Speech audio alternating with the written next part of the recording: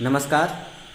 तो आज हम बात करेंगे झारखंड के औद्योगिक शहर जमशेदपुर से 45 किलोमीटर दूर एक बदनसीब गांव के बारे में जिसका नाम है जादूगोड़ा।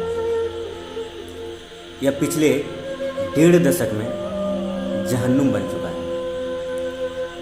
इस गांव में 200 से अधिक लोग विकलांग और 40% महिलाएं बेऔलाद हो चुकी हैं। किसी की कोख सुनी है तो कोई बोल नहीं सकता तो कोई चल नहीं सकता। ये गांव सारंडा जंगल के बीच पहाड़ों के बीच स्थित है Jaduguda. Uranium corporation of India limited company 1967 से ही यहाँ पे यूरेनियम की माइनिंग कर रही है। ये वही यूरेनियम खदान है जहाँ भारत का न्यूक्लियर सपना का भार है। जादूगोड़ा की एक पुरानी कहानी है जिसमें 2 गांवों को जोड़ने वाली सड़क के बीच में एक बरगद का पेड़ था। माना जाता था कि इस बरगद के पेड़ के नीचे से होकर जो भी गर्भवती महिला गुजरती थी उसके कोख से जन्म लेने वाले बच्चे या तो मरे हुए होते थे या फिर विकलांग होते थे। पर बाद में जब रेडिएशन के बारे में पता चला कि यूरेनियम से निकलने वाली रेडिएशन लोगों के कैंसर या विकलांग का कारण बनता है, तब ये भूत वाली कहानी लोगों ने छोड़ दिया। यूरेनियम निकालने के दौरान काफ़ी मात्रा में मलबा निकलता है।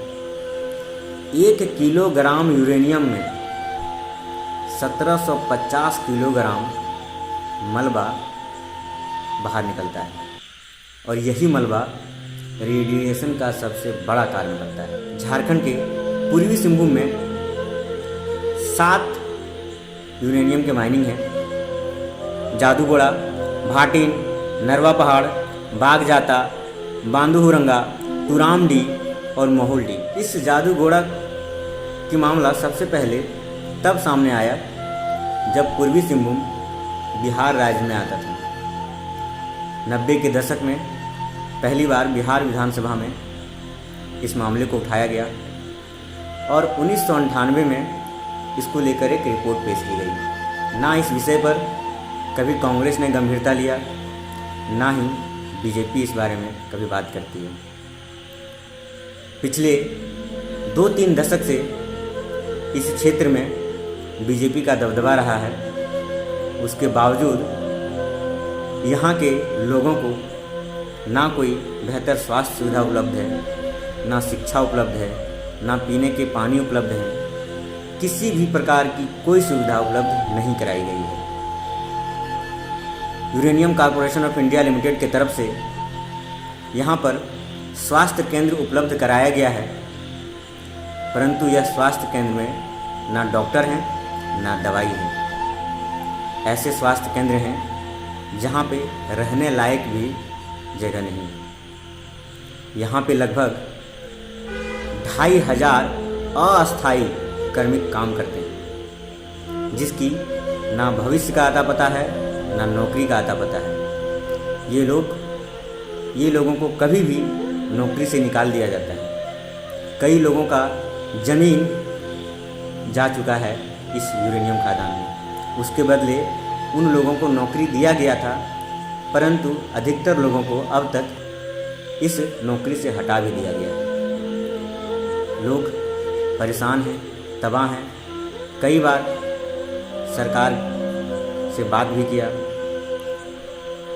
सरकार का दरवाज़ा खटखटाया गया, पर सरकार तो सोई है और जागने का नाम लेने वाली नहीं है।